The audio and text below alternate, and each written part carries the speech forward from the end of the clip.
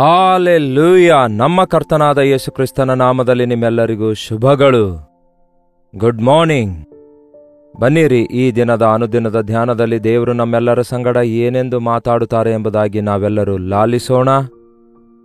ಪರಿಶುದ್ಧ ಸತ್ಯವೇದದಲ್ಲಿರುವಂತಹ ದೇವರ ವಾಕ್ಯ ಅನುದಿನವೂ ನಮ್ಮೆಲ್ಲರಿಗೆ ಎಷ್ಟೋ ಅವಶ್ಯಕವಾಗಿರೋದ್ರಿಂದ ಶ್ರದ್ಧೆಯಿಂದ ದೇವರು ನಮ್ಮ ಸಂಗಡ ಮಾತಾಡಬೇಕು ಎಂಬ ಆಸೆಯೊಂದಿಗೆ ಚಿಕ್ಕ ಪ್ರಾರ್ಥನೆಯಿಂದ ಪ್ರಾರಂಭಿಸೋಣ. ಬನ್ನಿ. ಪರಿಶುದ್ಧ ದೇವರೇ, ನಿಮಗೆ ವಂದನೆಗಳು.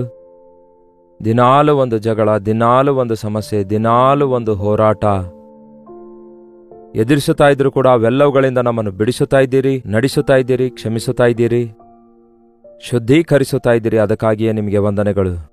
ಈ ಉದಯ ಕಾಲದಲ್ಲಿ ಮತ್ತೊಂದು ಸಾರಿ ನಿಮ್ಮ ಮಾತುಗಳು ನಮಗೆ ಅನುಗ್ರಹಿಸಿರೆಂದು ಕ್ರಿಸ್ತನ ನಾಮದಲ್ಲಿ ಬೇಡುತ್ತೇನೆ ತಂದೆಯೇ, ಆಮೇನ್.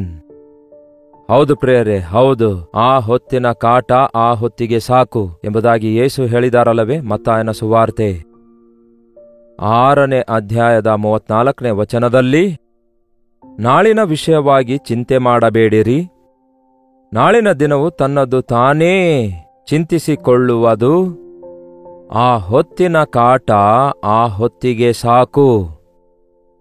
ಯಾವ ದಿನದ ಬಾಧೆ ಆ ದಿನವೇ ಡೀಲ್ ಮಾಡಿದ್ರೆ ಸಾಕು, ಅವುಗಳನ್ನು ಸರಿಪಡಿಸಿಕೊಂಡ್ರೆ ಸಾಕು, ಅವುಗಳನ್ನು ಸ್ವಾಧೀನಪಡಿಸಿಕೊಂಡ್ರೆ ಸಾಕು, ಅವುಗಳನ್ನು ಜಯಿಸಿದ್ರೆ ಸಾಕು.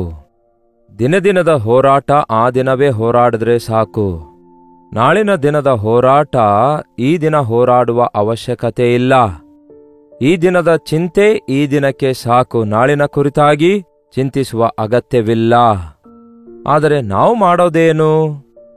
ಈ ದಿನದ ವಿಷಯವಾಗಿ ದೇವರು ಮಾಡಿರುವ ಉಪಕಾರಗಳಾಗಲಿ, ದೇವರು ಮಾಡಿರುವ ಕಾರ್ಯಗಳಾಗಲಿ, ದೇವರ ಪ್ರಣಾಳಿಕೆಯಾಗಲಿ, ದೇವರ ಚಿತ್ತವಾಗಲಿ, ದೇವರ ಶ್ರೇಷ್ಠತೆಯಾಗಲಿ ಅರಿತುಕೊಳ್ಳಬೇಕೆಂಬ ಆಸೆ, ಈ ದಿನ ಎದುರಿಸುತ್ತಿರುವ ಸಮಸ್ಯೆಗಳಿಂದ ಹೊರಬರಬೇಕು ಎಂಬ ಆಸೆಗಿಂತಲೂ, ಆ ಭಾರಕ್ಕಿಂತಲೂ, ಆ ಚಿಂತೆಗಿಂತಲೂ ನಾಳೆ ಏನು ಸಂಭವಿಸುವುದೋ ಎಂಬ ದಿಗುಲು, ನಾಳೆ ಹೇಗ್ ಮಾಡಬೇಕು ಎಂಬ ಬಾಧೆ, ನಾನು ವೃದ್ಧನಾದ್ರೆ ಹೇಗೆ, ಅನಾರೋಗ್ಯದ ಪಾಲಾದರೆ ಹೇಗೆ, ನಾಳಿನ ದಿನದಲ್ಲಿ ನಮ್ಮ ಮಕ್ಕಳಿಗೆ ಮದುವೆ ಆದರೆ ನಮ್ಮ ಸ್ಥಿತಿ ಏನಾಗುತ್ತದೆ ಎಂದು ಚಿಂತಿಸ್ತೇವೆ. ನಾಳೆ ಎನ್ನುವಂಥದ್ದು ನಾಳೆಗೆ ಬಿಟ್ಟುಬಿಡಿ, ಅದರ ಚಿಂತೆಯೆಲ್ಲ ಗಂಟು ಮೂಟೆ ಕಟ್ಟಿಕೊಂಡು ಅನೇಕರು ಕೊರಗುತ್ತಿದ್ದಾರೆ. ಅದಕ್ಕೆ ಯೇಸು ಹೇಳಿದ್ದಾರೆ, ನಾಳಿನ ದಿನದ ಕುರಿತಾಗಿ ಚಿಂತಿಸಬೇಡಿರಿ ಎಂದು. ನಾಳೆ ಕುರಿತಾಗಿ ಯು ಡೋಂಟ್ ವರಿ. ನಾಳಿನ ಕುರಿತಾಗಿ ನೀವು ಒಂದು ಪ್ರಣಾಳಿಕೆ ಹಾಕಿಕೊಳ್ಳಬಾರದು, ಒಂದು ವಿಧವಾಗಿ ಸಿದ್ಧಪಡಬೇಡಿರಿ ಎಂದು ಹೇಳಿಲ್ಲ, ಆದರೆ ಚಿಂತಿಸಬೇಡಿರಿ ಎಂದು ಹೇಳಿದ್ದಾರೆ.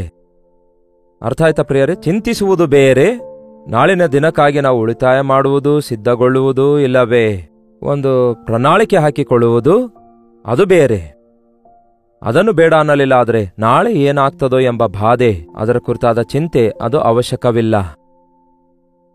ನೋಡಿ ಪ್ರಿಯರೇ, ಚಿಂತಿಸುವ ಸಮಯ ನಮ್ಮ ಜೀವಿತದಲ್ಲಿ ಅದು ವ್ಯರ್ಥವಾದ ಸಮಯ. ಅದರಿಂದ ಯಾವುದೇ ಪ್ರಯೋಜನವಿರಲ್ಲ. ಅದರಿಂದ ಮತ್ತಷ್ಟು ಡಿಪ್ರೆಷನ್ಗೆ ಒಳಗಾಗಬೇಕಾಗುತ್ತೆ. ಪ್ರಣಾಳಿಕೆ ಹಾಕಿಕೊಳ್ಳೋದ್ರಿಂದ ನಮ್ಮ ಅನಾಲಿಸಿಸ್ ವಿಶಾಲವಾಗ್ತದೆ. ಆ ಪ್ರಣಾಳಿಕೆಗಳು ಕರೆಕ್ಟ್ ಆಗಿವೆಯೋ ಇಲ್ಲವೋ ತಿಳಿದುಕೊಳ್ಳುವುದಕ್ಕಾಗಿ, ನಮಗೆ ನಾಳಿನವರೆಗೂ ಸಮಯ ಇರುವುದಕ್ಕಾಗಿ ಅದರ ಕುರಿತಾಗಿ ಹೆಚ್ಚೇನು ನಾವು ಬಾಧೆ ಪಡುವ, ಚಿಂತಿಸುವ ಅಗತ್ಯವಿರಲ್ಲ. ಆದರೆ ನಾಳಿನ ವಿಷಯವಾದ ಚಿಂತೆ, ಹೇಳ್ರಿ, ನಿಮಗಿದೆಯೋ ಇಲ್ಲವೋ? ನಾನು ಅಂದುಕೊಳ್ತೇನೆ, ಒಂದಲ್ಲ ಒಂದು ಸಮಯದಲ್ಲಿ ಪ್ರತಿ ಮನುಷ್ಯನಿಗೆ ಚಿಂತೆಯ ಆಲೋಚನೆಗಳು ಬರ್ತವೆ. ನಮಗೆ ಬರದಿದ್ದರೂ ಕೂಡ ನಮ್ಮ ಪಕ್ಕದಲ್ಲಿದ್ದವರು, ಸುತ್ತಲಿದ್ದವರು ಇಂತಹ ಚಿಂತೆ ಒಂದಲ್ಲ ಒಂದು ರೀತಿಯಲ್ಲಿ ನಾಟುತ್ತಾರೆ. ಹೌದಲ್ಲವೇ? ನಮಗೆ ಹೇಗಾದ್ರೂ ಮಾಡಿ ಒಂದಲ್ಲ ಒಂದು ಮಾತಾಡಿ, ಯಾಕೆ ಹೀಗಾಯ್ತು, ಇವತ್ತೇ ಹೀಗಾದ್ರೆ ಮುದುಕನಾದ್ಮೇಲೆ ನಿಮ್ಮ ಸಂಗತಿ ಏನಾಗುತ್ತೆ? ನೀವೆಷ್ಟೋ ಧಾರಾಳವಾಗಿ ಮಕ್ಕಳಿಗೆಲ್ಲ ಕೊಟ್ಟು ಬಿಡ್ತಿದ್ದೀರಿ, ಮಕ್ಕಳೇನಾದರೂ ನಿಮಗೆ ನೋಡ್ಕೊಳ್ತಾರ ಅಂದ್ಕೊಳ್ತೀರಾ ಅನ್ನುತ್ತಾರಲ್ಲವೇ? ಮತ್ತೆ ನೀವು ಇಷ್ಟೊಂದು ಈ ಹೊತ್ತೇ ಈ ರೀತಿಯಾಗಿದ್ದೀರಿ, ನಾಳೆ ಏನಾಗ್ತದೋ ನಿಮ್ಮ ಸಂಗತಿ ಎಂಬುದಾಗಿ ನಾನಾ ವಿಧವಾದಂತಹ ಅನುಮಾನದ, ಸಂದೇಹದ ಆಲೋಚನೆಗಳನ್ನು ನಮ್ಮ ಮನಸ್ಸೊಳಗೆ ಇತರರು ನಾಡ್ತಾರೆ. ಕೆಲವೊಮ್ಮೆ ಅವು ನಮ್ಮ ಮೇಲೆಯೂ ಕೂಡ ಪ್ರಭಾವ ಬೀರುತ್ತವೆ. ಯೇಸುವನ್ನು ನಂಬಿದಂಥವರಿಗೆ ಚಿಂತೆ ಇಲ್ಲ, ನಾಳೆ ಕುರಿತು ಚಿಂತೆ ಇರಲ್ಲ. ಅಷ್ಟಕ್ಕೂ ನೀವು ಯೇಸುವನ್ನು ನಂಬುತ್ತಾ ಇದ್ದೀರೋ? ಹೌದು, ನಂಬುತ್ತಿದ್ದೇವೆ ಅನ್ನುತ್ತೀರಿ. ಅಂದ್ರೆ ಏನೆಂದು ನಂಬುತ್ತಾ ಇದ್ದೀರಿ? ಆತನು ನಿಜವಾದ ದೇವರೆಂದು ನಂಬುತ್ತಾ ಇದ್ದೀರೋ? ಆತನು ಸರ್ವಶಕ್ತನಾದ ದೇವರೆಂದು ನಂಬುತ್ತಿದ್ದೀರೋ? ಆತನು ನಿಮ್ಮನ್ನು ಪ್ರೀತಿಸುತ್ತಿದ್ದಾನೆಂದು ನಂಬುತ್ತಿದ್ದೀರೋ? ಆತನು ನಿಮ್ಮನ್ನು ತಳ್ಳಿಬಿಡುವುದಿಲ್ಲ, ಕೈ ಬಿಡುವುದಿಲ್ಲ ಎಂದು ನಂಬುತ್ತಿದ್ದೀರಾ? ದೇವರು ತನ್ನ ಐಶ್ವರ್ಯದ ಮೇರೆಗೆ ನಮ್ಮ ಪ್ರತಿಯೊಂದು ಅಗತ್ಯತೆ ತೀರಿಸುವರು ಎಂದು ನಂಬುತ್ತಾ ಇದ್ದೀರೋ? ಹಾಗಾದರೆ ಚಿಂತೆ ಯಾಕೆ? ಏನು ತಿನ್ನಬೇಕು, ಏನು ಕುಡಿಯಬೇಕು, ಏನು ಧರಿಸಬೇಕೆಂದು ಚಿಂತಿಸಬೇಡಿರೆಂದು ಯೇಸು ಹೇಳಿದಾರಲ್ಲವೇ? ನಾಳೆ ಕುರಿತಾಗಿ, ನಾಳೆಯ ಆಹಾರ ಕುರಿತಾಗಿ, ಭವಿಷ್ಯದ ಕುರಿತಾಗಿ ಬಾಧೆ ಪಡುತ್ತಾ ಆ ಒಂದು ಭಯದಿಂದ ತುಂಬಿಕೊಳ್ಳುವುದರಿಂದ ಈ ದಿನ ನಿಮಗಿರುವ ಆನಂದ ಕಳೆದುಕೊಳ್ತಾ ಇದ್ದೀರಿ, ನಿಮ್ಮ ಆರೋಗ್ಯವನ್ನು ಹಾಳು ಮಾಡಿಕೊಳ್ತಾ ಇದ್ದೀರಿ, ಕೊನೆಗೆ ಕೈಲಾಗದವರಾಗ್ತಾ ಇದ್ದೀರಿ. ಯೇಸುವಿನಲ್ಲಿ ನಂಬಿಕೆ ಇಟ್ಟವರಿಗೆ ಧೈರ್ಯ ಇರುತ್ತದೆ. ಯಾಕೆಂದರೆ ನನ್ನ ಯೇಸು ಮಾತು ಕೊಟ್ಟರೆ ನೆರವೇರಿಸ್ತಾರೆಂದು ನಂಬ್ತಾರೆ. ಈ ದಿನ ನನ್ನನ್ನು ನೋಡಿಕೊಳ್ಳುವ ದೇವರು ನಾಳೆ ಕೂಡ ನೋಡಿಕೊಳ್ತಾರೆ. ನಾನು ನಿಷ್ಪ್ರಯೋಜಕನಾಗಿರುವಾಗಲೇ ನನ್ನನ್ನು ಪ್ರೀತಿಸಿದ ದೇವರು ನನ್ನನ್ನು ನನ್ನ ವೃದ್ಧಾಪ್ಯದಲ್ಲಿ ಕೂಡ ನನ್ನ ಕೈ ಬಿಡೋದಿಲ್ಲ ಎಂಬ ವಿಷಯ ನಾವು ಯಾವತ್ತೂ ನೆನಪಿಟ್ಕೊಳ್ಬೇಕು. ಮೇಲಿಂದ ಮೇಲೆ ನಾವು ದೇವರ ಮೇಲೆ ನಂಬಿಕೆ ಇಡುವವರಾಗಿರಬೇಕು. ಈ ದಿನದ ಚಿಂತೆಗಳು ಬೇರೆ, ನಾಳಿನ ಚಿಂತೆಗಳು ಬೇರೆ. ಈ ದಿನ ಬರುವ ಬಾಧೆಗಳು ಬೇರೆ, ನಾಳೆ ಇನ್ನೊಂದು ರೀತಿಯಲ್ಲಿ ಬರಬಹುದು, ಇನ್ನೊಂದು ಬೇರೆ ರೀತಿಯಲ್ಲಿ ಬರಬಹುದೇನೋ. ಹೌದು ಪ್ರಿಯರೇ, ಈ ದಿನ ಯೌವನಸ್ಥರಿಗೆ ಬರುವ ಬಾಧೆಗಳು ಬೇರೆ, ಕುಟುಂಬಸ್ಥರಿಗಿರುವ ಬಾಧೆಗಳು ಬೇರೆ, ವೃದ್ಧರಿಗಿರುವ ಬಾಧೆಗಳು ಬೇರೆ. ಹೌದಲ್ಲವೋ? ಇದು ನಿಜವಲ್ಲವೋ? ನಮ್ಮಂತಹ ಪಾಸ್ಟರ್ಗಳಿಗಿರುವ ಬಾಧೆಗಳು ಬೇರೆ, ವಿಶ್ವಾಸಿಗಳಿಗಿರುವ ಬಾಧೆಗಳು ಬೇರೆ, ಲೋಕದಲ್ಲಿರುವ ಅವಿಶ್ವಾಸಿಗಳಿಗಿರುವ ಬಾಧೆಗಳು ಬೇರೆ. ಆಯಾ ಹಂತದಲ್ಲಿ ನಾವು ನಾನಾ ವಿಧವಾದ ಸಮಸ್ಯೆಗಳನ್ನು ಎದುರಿಸುತ್ತಿರ್ತೇವೆ. ಇನ್ನು ಕೆಲವರಿಗಾದರೂ ಸಾಕಷ್ಟು ಆಹಾರ ಇರುತ್ತೆ, ಯಾವುದೊಂದರ ಒಂದು ಕೊರತೆ ಇರೋದಿಲ್ಲ. ಆದರೆ ಅವರಿಗೆ ಅನಾರೋಗ್ಯ ಇರುತ್ತೆ, ಅವರು ಆಹಾರ ಜೀರ್ಣಿಸಿಕೊಳ್ಳಲಾರದ ಪರಿಸ್ಥಿತಿ ಇರುತ್ತೆ. ಏನ್ ಪ್ರಯೋಜನ ಹೇಳಿ? ಕೆಲವರಿಗೆ ಬಹಳಷ್ಟು ಹಸಿವೆ ಆಗ್ತದೆ, ಆದರೆ ತಿನ್ನುವುದಕ್ಕೇನೂ ಇರೋದಿಲ್ಲ. ಇಂತಹ ಪರಿಸ್ಥಿತಿಗಳಲ್ಲಿ ಯಾವುದು ಏನಾದರೂ ಸಹ ಯೇಸು ಹಸಿದವರನ್ನು ತೃಪ್ತಿಗೊಳಿಸುವಾತನಾಗಿದ್ದಾರೆ. ಯೇಸು ನಾಳೆ ಕುರಿತಾಗಿ ನಮ್ಮನ್ನು ಸಿದ್ಧಪಡಿಸುವಾತನಾಗಿದ್ದಾರೆ. ಆತನು ಹೇಳಿದ್ದಾರೆ, ನಾನು ಹೋಗಿ ಬಿಡಾರಗಳನ್ನು ಸಿದ್ಧ ಮಾಡಿ ನಾನಿರುವ ಸ್ಥಳದಲ್ಲಿ ನೀವು ಇರುವ ಹಾಗೆ ಮತ್ತೆ ತಿರುಗಿ ಬಂದು ನಿಮ್ಮನ್ನು ಕರೆದೊಯ್ತೇನೆಂದು ಹೇಳಿದಾರಲ್ಲವೇ? ಅದಕ್ಕೆ ಯೇಸುವಿನಲ್ಲಿ ನಂಬಿಕೆ ಇಡಬೇಕು. ಯಾಕೆಂದರೆ ಆತನ ವಿಷಯದಲ್ಲಿ ನೋಡೋದಾದರೆ ಆತನ ರಿಸೋರ್ಸಸ್, ಆತನ ರಿಸರ್ವೇಷನ್ಸ್, ರಿಸರ್ವ್ ಆಯಿಲ್ ಅಥವಾ ರಿಸರ್ವ್ ಬ್ಯಾಂಕ್ ಅನ್ನುತ್ತಾರಲ್ಲವೇ? ಯಾರ ಬಳಿಯಲ್ಲಿ ದುಡ್ಡಿಲ್ಲದಿದ್ರೂ ಅಲ್ಲಿ ಸ್ವಲ್ಪ ದುಡ್ಡು ರಿಸರ್ವ್ ಆಗಿರ್ತವೆ. ಹಾಗೆಯೇ ದೇವರ ಬಳಿಯಲ್ಲಿರುವಂತಹ ನಿಧಿಗಳು, ದೇವರ ಬಳಿಯಲ್ಲಿರುವಂತಹ ಸಮೃದ್ಧಿ ಯಾವತ್ತೇ ಆಗಲಿ ಅವು ಮುಗಿದು ಹೋಗಲ್ಲ. ಈ ಒಂದು ಲೋಕದಲ್ಲಿರುವ ರಿಸರ್ವ್ ಬ್ಯಾಂಕ್ಗಳೆಲ್ಲ ದಿವಾಳಿ ಎದ್ದೇಳ್ಬೋದೇನೋ, ಆದರೆ ಪರಲೋಕದ ನಿಧಿಗೆ ಯಾರು ಕನ್ನ ಹಾಕ್ಲಿಕ್ಕಾಗೋದಿಲ್ಲ. ಅದು ಯಾವತ್ತೇ ಆಗಲಿ ಸಮೃದ್ಧಿಯಾಗಿರುತ್ತದೆ. ನೀವು ಪರಲೋಕಕ್ಕೆ ಬಾಧ್ಯರಾಗಿ, ದೇವರ ಮಕ್ಕಳಾಗಿ, ಕ್ರಿಸ್ತನ ಮಕ್ಕಳಾಗಿ, ಪರಲೋಕದ ತಂದೆಗೆ ಮಗನಾಗಿ, ಮಗಳಾಗಿ ಯೇಸುವನ್ನು ಅಂಗೀಕರಿಸಿ ಆತನ ಮಕ್ಕಳಾಗಿ ನೀವು ಜೀವಿಸುವುದಾದರೆ ನಿಮ್ಗೆ ಯಾವುದೊಂದರ ಕೊರತೆ ಇಲ್ಲದಂತೆ ಆತನು ನೋಡಿಕೊಳ್ತಾನೆ. ಅಷ್ಟು ಮಾತ್ರವಲ್ಲ, ಪ್ರಲಾಪ ಪುಸ್ತಕ 3ನೇ ಅಧ್ಯಾಯ 23ನೇ ವಚನ ಓದುತ್ತಾ ಇದ್ದೇನೆ ಕೇಳ್ರಿ.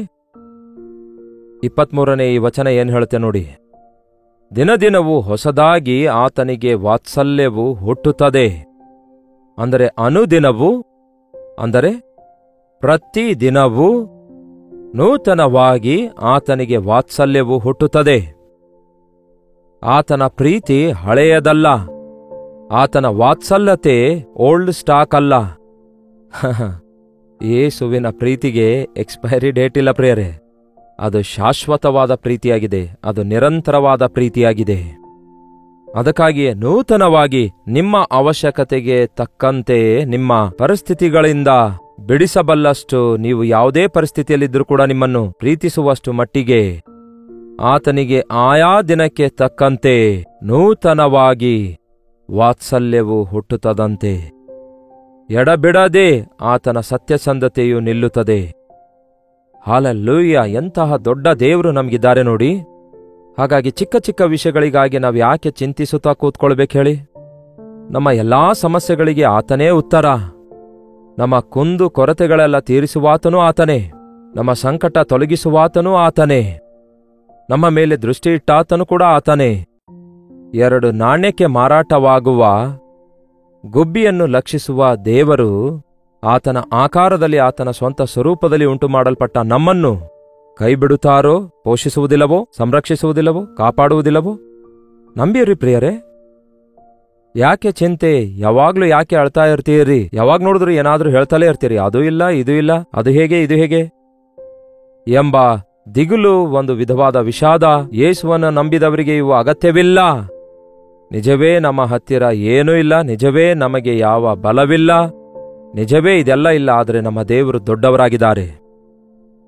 ಯಾರೋ ಹೇಳಿದ್ರಂತೆ, ನಿಮ್ಮ ಸಮಸ್ಯೆಗಳ ಕುರಿತು ದೇವರಿಗೆ ಹೇಳಬೇಡಿರಿ, ಆದರೆ ನಿಮ್ಮ ಸಮಸ್ಯೆಗಳಿಗೆ ಹೇಳ್ರಿ. ಹೇಗೆಂದರೆ, ನನ್ನ ದೇವರ ಕುರಿತು ಏನಂದ್ಕೊಳ್ತಾ ಇದ್ದೀನಿ ನೀನು, ಆಗ ಆ ಸಮಸ್ಯೆಗಳೇ ಓಡಿ ಹೋಗ್ತವೆ.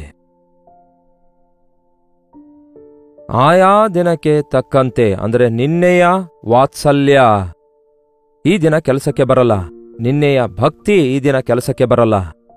ನಿನ್ನೆಯ ಸಮಸ್ಯೆಗಳಿಗೆ ಅಥವಾ ನಾಳೆಯ ಸಮಸ್ಯೆಗಳಿಗೆ ಈ ದಿನದ ವಾತ್ಸಲ್ಯ ಸಾಲುವುದಿಲ್ಲ. ಯಾಕೆಂದರೆ ಅವು ಅಕಾರ್ಡಿಂಗ್ಲಿ, ನಮಗೆ ಗೊತ್ತಲ್ಲವೇ ಪ್ರಿಯರೇ, ದಿನಾಲು ಒಂದೇ ರೀತಿಯ ಸಮಸ್ಯೆಗಳು ಇರ್ತವೋ.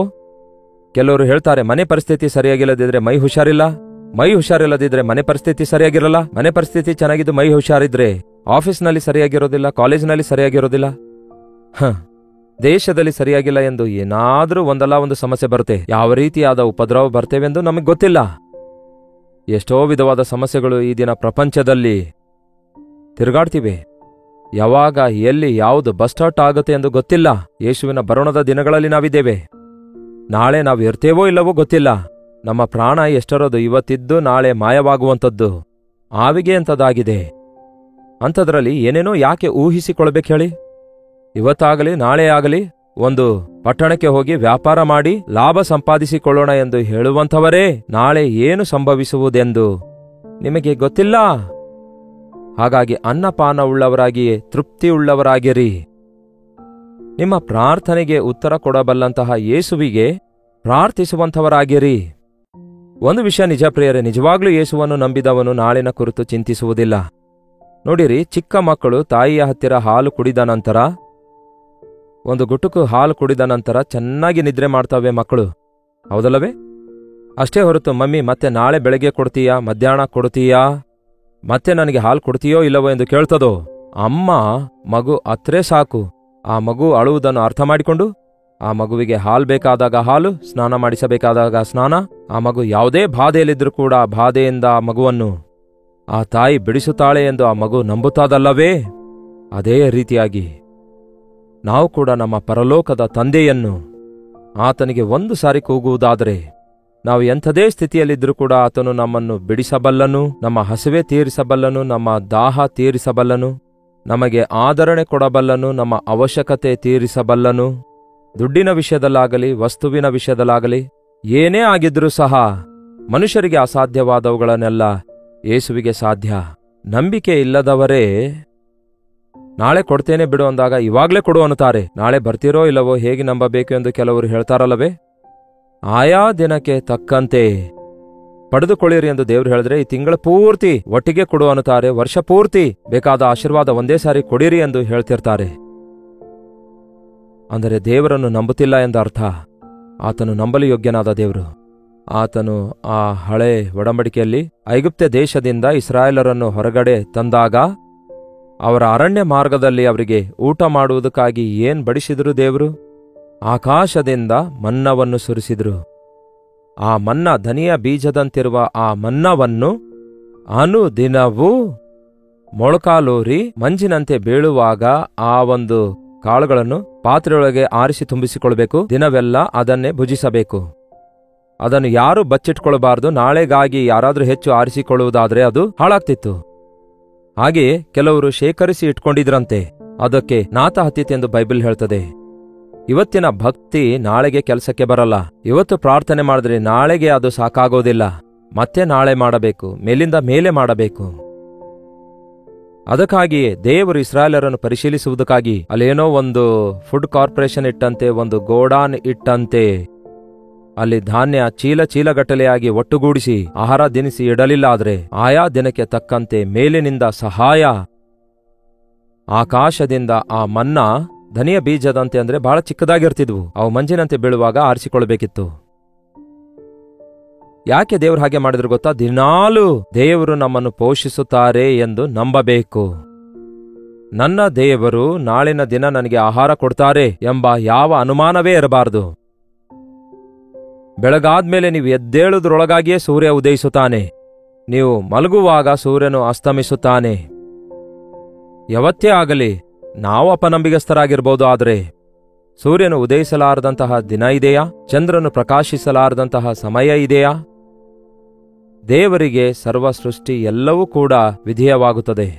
ನಾವು ಯೇಸುವಿನ ಮೇಲೆ ನಂಬಿಕೆ ಇಡಬೇಕು. ಒಮ್ಮೆ ನೋಡೋಣ ಬನ್ನಿ. ವಿಮೋಚನೆ ಕಾಂಡ 16ನೇ ಅಧ್ಯಾಯ 4ನೇ ವಚನ ಹೇಳುತ್ತದೆ, ಆಗ ಯೆಹೋವನು ಮೋಶೆಗೆ, ಇಗೋ, ನಾನು ಆಕಾಶದಿಂದ ನಿಮಗೋಸ್ಕರ ಆಹಾರವನ್ನು ಸುರಿಸುವೆನು, ಇದರಿಂದ ಇವರು ನನ್ನ ಧರ್ಮಶಾಸ್ತ್ರವನ್ನು ಅನುಸರಿಸಿ ನಡೆಯುವರೋ ಇಲ್ಲವೋ ಎಂದು ಅವರನ್ನು ಪರೀಕ್ಷಿಸುವ ಹಾಗೆ ಅವರು ನನ್ನ ವಾಕ್ಯಾನುಸಾರವಾಗಿ ನಡೆಯುತ್ತಾರೋ ಇಲ್ಲವೋ ಎಂದು, ನಂಬುತ್ತಾರೋ ಇಲ್ಲವೋ ಎಂದು ಪರೀಕ್ಷಿಸುವುದಕ್ಕಾಗಿ ಈ ಜನರು ಪ್ರತಿದಿನವೂ ಹೊರಗೆ ಹೋಗಿ ಆಯಾ ದಿನಕ್ಕೆ ಬೇಕಾದಷ್ಟು ಮಾತ್ರ ಕೂಡಿಸಿಕೊಳ್ಳಬೇಕು. ಏನಂತೆ? ಆಯಾ ದಿನದ ಭಕ್ತಿ ಆ ದಿನವೇ ಹೊಂದಿಕೊಂಡಿರಬೇಕು. ಆ ದಿನದ ಪ್ರಾರ್ಥನೆ ಆ ದಿನವೇ ಮಾಡಬೇಕು. ಯಾವ ದಿನದಲ್ಲಿ ನಾವು ದೇವರಿಗೆ ಏನು ಬೇಕು ಎಂದು ಬೇಡಿಕೊಳ್ತೇವೋ ಅದನ್ನು ಆ ದಿನವೇ ದೇವರು ಅನುಗ್ರಹಿಸುತ್ತಾರೆ. ಹಾಗಾಗಿ ಆಯಾ ದಿನಕ್ಕೆ ತಕ್ಕಂತೆ ನಮ್ಮ ದೇವರು ನಮ್ಮ ಪ್ರತಿ ಅವಶ್ಯಕತೆಯನ್ನು ತೀರಿಸುತ್ತಾರೆ. ನಂಬಿಕೆ ಇಡಿಯಿರಿ, ದಿಗುಲು ಪಡಬೇಡಿರಿ, ನಾಳೆಯ ಕುರಿತು ಚಿಂತಿಸಬೇಡಿರಿ. ಈ ದಿನ ನಿಮಗೆ ಚಿಂತೆ ಇರುವುದಾದರೆ ನಿಮ್ಮ ಚಿಂತೆಯನ್ನೆಲ್ಲ ಆತನ ಮೇಲೆ ಹಾಕಿರಿ, ಆತನು ನಿಮ್ಮ ಅವಶ್ಯಕತೆಗಳನ್ನೆಲ್ಲ ತೀರಿಸುತ್ತಾರೆ. ಪ್ರಾರ್ಥನೆ. ಪರಿಶುದ್ಧ ದೇವರೇ, ಪ್ರೀತಿಯುಳ್ಳ ತಂದೆಯೇ, ಮತ್ತೊಂದು ಸಾರಿ ದೇವರೇ, ನಿಮ್ಮ ನಾಮದಲ್ಲಿ ನಾವೆಲ್ಲರೂ ಕೂಡಿ ಬಂದು ನೀವೆಷ್ಟು ದೊಡ್ಡ ದೇವರಾಗಿದ್ದೀರಿ ಎಂದು ಗ್ರಹಿಸಿಕೊಳ್ತೇವೆ. ನಿಮ್ಮ ಪ್ರೀತಿಗಾಗಿ ನಿಮ್ಮನ್ನು ಸ್ತುತಿಸುತ್ತೇವೆ. ಯಾವ ಸ್ಥಳದಿಂದ ನಿಮ್ಮ ಮಕ್ಕಳು ಈ ಮಾತುಗಳನ್ನು ಕೇಳ್ತಾ ಏನೆಲ್ಲ ಚಿಂತೆ ಮಾಡುತ್ತಾ ಕೊರಗುತ್ತಾ ಕೂತುಕೊಂಡಿದ್ದಾರೋ ಅಂಥವರನ್ನು ಒಂದು ಸಾರಿ ನೋಡಿರಿ. ಈ ದಿನ ನಮ್ಮನ್ನು ಬಿಡಿಸುವ ದೇವರಾಗಿದ್ದೀರಿ. ನಾಳೆ ಅಲ್ಲ, ನಮ್ಮ ಜೀವಿತ ಕಾಲವೆಲ್ಲ ಇವತ್ತೇ ನಮ್ಮ ಅವಶ್ಯಕತೆಗಳೆಲ್ಲ ತೀರಿಸುತ್ತೀರಿ ಎಂಬ ನಂಬಿಕೆ ನಮಗೆ ದಯಪಾಲಿಸಿರಿ. ನಾಳೆ ಕುರಿತು ಚಿಂತಿಸುತ್ತಾ ಕೂತ್ಕೊಳ್ತಾ ಈ ದಿನವನ್ನು ವ್ಯರ್ಥ ಮಾಡಿಕೊಳ್ಳದೆ ಆ ಹೊತ್ತಿನ ಕಾಟ ಆ ಹೊತ್ತಿಗೆ ಸಾಕು. ದಿನವೂ ಆತನಿಗೆ ನೂತನವಾಗಿ ವಾತ್ಸಲ್ಯ ಹುಟ್ಟುತ್ತದಲ್ಲವೇ? ಆತನು ಎಷ್ಟೋ ನಂಬಿಗಸ್ತನಾದ ದೇವರಾಗಿದ್ದಾರೆಂದು ಮನಸ್ಸಲ್ಲಿಟ್ಟುಕೊಂಡು ಮೇಲಿಂದ ಮೇಲೆ ನೀವು ಕೊಡುವ ಬಿಡುಗಡೆಯನ್ನು ಹೊಂದಿಕೊಳ್ಳುತ್ತಾ ಆನಂದಕರವಾಗಿ ನಿಮ್ಮನ್ನು ಸ್ತುತಿಸುತ್ತಾ ಜಯಶಾಲಿಗಳಾಗಿ ನಿಮ್ಮ ಸಾಕ್ಷಿಗಳಾಗಿ ಬದುಕಲು ನಮ್ಮೆಲ್ಲರಿಗೂ ಸಹಾಯ ಮಾಡಿರೆಂದು ಕ್ರಿಸ್ತನ ನಾಮದಲ್ಲಿ ಬೇಡುತ್ತೇನೆ ತಂದೆಯೇ, ಆಮೇನ್. ತಂದೆಯಾದ ದೇವರ ಪ್ರೀತಿಯೂ ಮಗನಾಗಿರುವ ಕ್ರಿಸ್ತನ ಕೃಪೆಯೂ ಆದರಣೆಕರ್ತನಾದ ಪವಿತ್ರಾತ್ಮನ ಸಹವಾಸವು ಕೂಡಿ ಬಂದಿರುವ ನಮ್ಮೆಲ್ಲರ ಸಂಗಡ ಇಂದಿಗೂ ಸದಾಕಾಲಕ್ಕೂ ನೆಲೆಯಾಗಿರಲಿ. ಆಮೇನ್.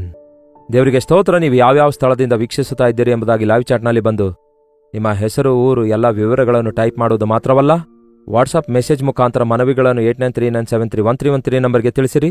ಇತರ ದೇಶದಿಂದಲೂ ಸಹ ವೀಕ್ಷಿಸುವುದಾದರೆ ಕೊಡಲ್ಪಟ್ಟ ಇದೇ ನಂಬರ್ಗೆ ನಿಮ್ಮ ಪ್ರಾರ್ಥನಾ ಮನವಿ ಕಳಿಸಿಕೊಡಿರಿ. ನೀವು ಕಳಿಸುವ ಪ್ರಾರ್ಥನಾ ಮನವಿಗಳನ್ನೆಲ್ಲ ಪರಿಶೀಲಿಸಿ ನಿಮಗಾಗಿ ಪ್ರಾರ್ಥಿಸುತ್ತಿದ್ದೇವೆ. ಪ್ರೈಸ್ ರಿಪೋರ್ಟ್ಸ್ಗಳನ್ನು ಕೂಡ ಕಳಿಸಿರಿ. ಅದರ ನಿಮಿತ್ತ ಕರ್ತನಿಗೆ ಸ್ತುತಿಸಿ ಮಹಿಮೆ ಪಡಿಸಬಹುದು. ಈ ಕಾರ್ಯಕ್ರಮಗಳೆಲ್ಲ ನಾವು ಮುಂದುವರಿಸುತ್ತಿರುವುದಾದರೆ ನಿಮ್ಮಲ್ಲಿ ಅನೇಕರು ಸಹಕರಿಸುತ್ತಾ ಇದ್ದೀರಿ. ಭಾರಭರಿತವಾದ ಈ ಸೇವೆಗೆ ಅಥವಾ ನಮ್ಮ ಇತರ ಟೆಲಿವಿಷನ್ ಪ್ರೋಗ್ರಾಂಗಳಿಗೆ ನೀವು ಸಹಾಯ ಮಾಡುವುದಾದರೆ, ಕರ್ತನು ಪ್ರೇರೇಪಿಸುವುದಾದರೆ ನಿಮ್ಮ ಕಾಣಿಕೆಗಳನ್ನು ಆನ್ಲೈನ್ ಮೂಲಕ ಇಲ್ಲವೇ ಡಿಡಿ ಚೆಕ್ಸ್ಗಳ ಮೂಲಕ ಮುಖಾಂತರವೂ ಕೂಡ ಕಳಿಸಬಹುದು. ಇಲ್ಲವೇ QR ಕೋಡ್ ಕೊಡಲಾಗಿದೆ, ಬ್ಯಾಂಕ್ ಅಕೌಂಟ್ ಡೀಟೇಲ್ ಕೊಡಲಾಗಿದೆ, ಟ್ರಾನ್ಸ್ಫರ್ ಮಾಡಬಹುದು. ನಾವು ಯಾಕೆ ದುಡ್ಡು ಕೇಳ್ತಿದ್ದೇವೆ ಎಂದು ಅಂದ್ಕೊಳ್ಬೇಡಿ. ಆಧ್ಯಾತ್ಮಿಕವಾಗಿ ಬಲಗೊಳ್ಳುತ್ತಿರುವ ನೀವು ಆರ್ಥಿಕವಾಗಿ ಪೋಷಿಸಬೇಕೆಂದು ಕೋರುತ್ತೇವೆ. ನೀವು ಕಳಿಸುವ ಕಾಣಿಕೆ ದೇವರಿಗೆ ಲೆಕ್ಕ ಒಪ್ಪಿಸುವವರಾಗಿ ಪ್ರತಿ ಕಾಣಿಕೆ ಸೇವೆಗಾಗಿ ಬಳಸುತ್ತಿದ್ದೇವೆ. ಹಾಗಾಗಿ ದೇವರು ನಿಮ್ಮನ್ನು ಪ್ರೇರೇಪಿಸುವುದಾದರೆ ಕಾಣಿಕೆ ಕಳಿಸಿ ದೈವ ಆಶೀರ್ವಾದ ಹೊಂದಿಕೊಳ್ಳಿರಿ. ಈ ವಿಷಯದಲ್ಲಿ ನಿಮಗಿನ್ನೂ ವಿವರ ಬೇಕಾಗುವುದಾದರೆ ಕೆಳಗೆ ಕೊಡಲ್ಪಟ್ಟ ನಂಬರಿಗೆ ಕರೆ ಮಾಡಿರಿ. ಅವರು ನಿಮಗೆ ಬೇಕಾದ ಎಲ್ಲ ವಿವರ ತಿಳಿಸುತ್ತಾರೆ. ಬೆಳಗ್ಗೆ 10ರಿಂದ ರಾತ್ರಿ 10ರವರೆಗೂ ಕರೆ ಮಾಡಿ. ಕರ್ತನ ಚಿತ್ತವಿರುವುದಾದರೆ ಮತ್ತೆ ನಾಳೆ ಇದೇ ಅನುದಿನದ ಧ್ಯಾನ ಎಂಬ ಕಾರ್ಯಕ್ರಮದಲ್ಲಿ ಮತ್ತೆ ಭೇಟಿಯಾಗೋಣ. ಅಲ್ಲಿವರೆಗೂ ದೇವರ ಮಹಾಕೃಪೆ ನಿಮ್ಮೆಲ್ಲರೊಂದಿಗಿರಲಿ.